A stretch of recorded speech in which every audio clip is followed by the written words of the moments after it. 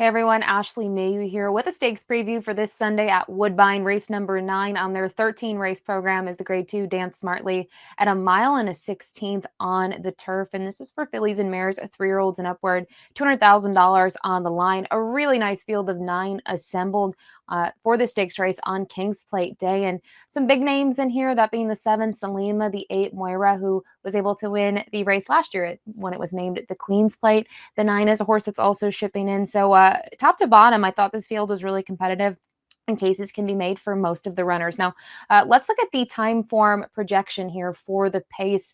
You can see, looking at this, I don't think it's any shock to see the number 9, Miss Drackery, is to be forwardly placed, not only with that outside post, just looking at her running style in her last 2, she's been able to take 2 fields, gate to wire, both in New York. The 7, Salima for Chad Brown, also a type that likes to be close to the pace. And you denote the little LP flag on the number 8, that's Moira. Moira has shown in the past this ability to really close nicely in the stretch from off the pace, and she was able to do that 2 starts back, and even more recently when she finished second in the Nassau, a Grade 2 event. So let's dive right into the field here. We'll kick things off with the number 1, Super Hoity Toity. This one trained by Mark Cassie. We'll take a look at that most recent performance back on July 23rd up at Woodbine in the Grade 3 Trillium. The weather conditions were not ideal. It poured down rain, as you can see in this video.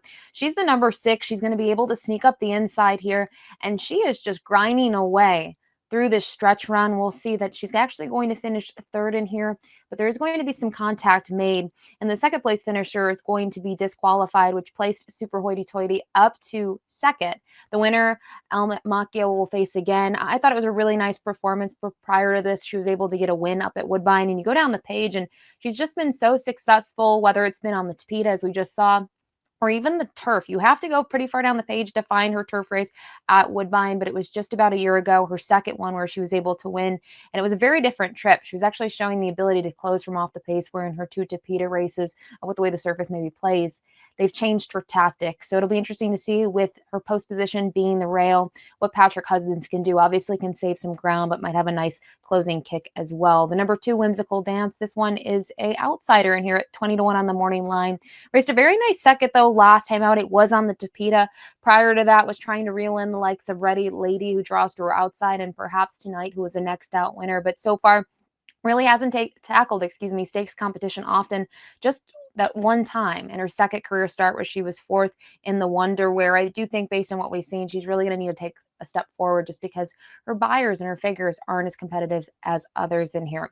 I mentioned the name Ready Lady. She has post 3 in here, a daughter of More Than Ready out of a theatrical mare, bred and owned by Charles Fipke, trained by Roger Atfield, Emma Jane and the Irons. This is a trio that we see quite often when it comes to racing, especially up at Woodbine. And we'll take a look at this filly's most recent win, which I thought was a very good race. It was at the turf course at that 1.16 distance back in the middle of June.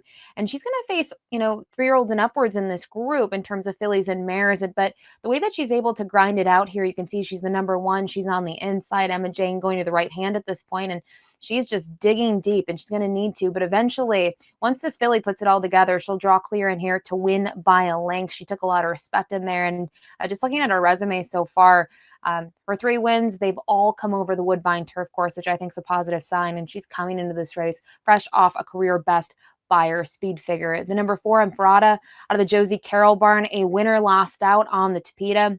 She has tried the turf 3 times in her career up at Woodbine and has had no success. Her best races by far have been over the Tapeta, but she's working well, I would say, in preparation for this race. Another one, though, who in terms of her tries against stakes level, they've just been lackluster. And I know one of them was on the turf, one was on the Tapeta, but to shine at this level, she'll need to improve. But it is worth noting another one that's coming in here off a best figure of an 86. The number 5, Justify My Love, going to come up to Woodbine for the first time for trainer Paula Loba. Adam Baskitsa has the mount. We'll take a look at that most recent win on Indiana Derby weekend at Horseshoe Indy. I thought this was a really competitive field, top to bottom. Juncture went off favored for Brad Cox, and takes a while to find her here. She's on the inside. She had post position too, and she's really going to grind it out here. You can see a really nice late kick for this mare. She's a 6-year-old. She's only had a couple of starts stateside. You can see a handful of them, and just even in North America since coming over. And when she is good, she is very, very good. We've seen her now win one race this year, one last year. That race was at Churchill. And even in her other starts this year, I maybe thought she needed that race off that bit of a freshman at Keeneland and then two back. She was closing, but only missed by half a length. So I do think she's intriguing. She's 6-1 on the morning line.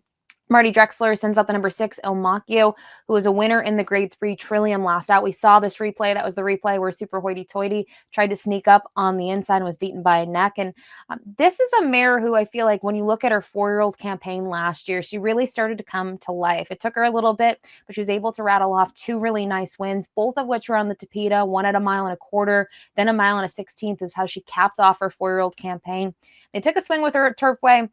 She's now had 2 starts off the layoff, and to see her improve and get that 90 by her last time out, I thought it was a huge positive sign. She does have a win locally on the turf course. You have to go a little bit down the past performances to find it, and she's run well, but primarily been a Tapeta type so far in her career. But the Marty Drexler barn continues to fire at the meet. They're almost 30% up at Woodbine. The number 7, Salima, will go to next. This one trained by Chad Brown. We'll take a look at her most recent performance at Saratoga, where she just set off the pace. Flavian Pratt was very patient throughout, had her in the outside here in the stretch run. She's going to kick on very nicely. Mind you, this is her first start of her 4-year-old campaign. We hadn't seen her since the Grade 1 American Oaks at Santa Anita in December, where she was the pace setter and she tired. So they gave her some time. She was working well in preparation for this race, but I thought she looked very good. Flavian really wasn't calling upon her in those last 10 strides up to the wire. And knowing that's at 1.16 miles at Saratoga, she did face some nice horses in that race. The 3rd place finisher came back to win next out. She already is a stakes winner. She was able to win at Aqueduct in the Winter Memories. Kazushi Kimura going to climb aboard her for the first time. The 8 is who will move to next, Moira, who, as I mentioned, won last year's edition of the Queen's Plate. Prior to that, was able to win the Woodbine Oaks. We'll take a look at her most recent performance at the beginning of July in the Grade 2 Nassau. She ends up being second best here, but there's a couple of reasons that this race is so key. She's the number 4 here in the stretch run. The winner ends up being Fev Rover for Mark Cassie, and I want to stress out the winner just in general because just about a week ago, she was able to win the Beverly D at Colonial. Race was traditionally ran at Arlington, moved to Colonial, and I thought Fev Rover looked fantastic. That's a mare that's really getting into form and is a little bit older than Moira. And Moira here, she tries, and it's been interesting to watch how she has been campaigned. Really had her on the Tapeta during her 2- and 3-year-old season, and now they've made her more of a turf horse, and she's one that she raced very well into the EP Taylor last year, but was disqualified after causing interference in her 2 starts this year. She has been second best, but I think both of them were good efforts, and as I mentioned, I think Fev Rover honestly is the real deal. So if you can be second to Fev Rover, we already knew she was talented, but I think that gives her just another kind of checklist or check mark on her checklist. Now, running it out is the number 9, Miss Dracaris, who we said could be forwardly placed here. I have to think that from that outside post position, Javier Castellano is going to put her into gear early. She's gone gate to wire in her last 2, one at the Belmont at Aqueduct meet, and then more recently in the Forever Together. But when I say more recently, we have not seen this mare since November of 2022. The barn does well from a limited sample with horses coming off the 6-month or more layoff, but it still is a long layoff. And you go down the page and see when she's had breaks. Sometimes she's been able to win off the long break, but other times she's needed a race to get going. So she's 4-1 on the morning line. I have a feeling she will be a short price, and we just don't know what she has to offer yet as a 5-year-old mare. So that's the field of 9 for the Grade 2, Dance Smartly. And when I looked at the race, I think it's obvious. I thought Moira raced very well, and I know she was well defeated last time out in the Grade 2 Nassau when she finished second. But as I've mentioned, Fev Rover is the real deal. She looked also very good in her prior start when she was second, on the Tapeta in the Grade 3 Belle Mahone. And I just think she's going to be in her 3rd race off the layoff a little bit sharper.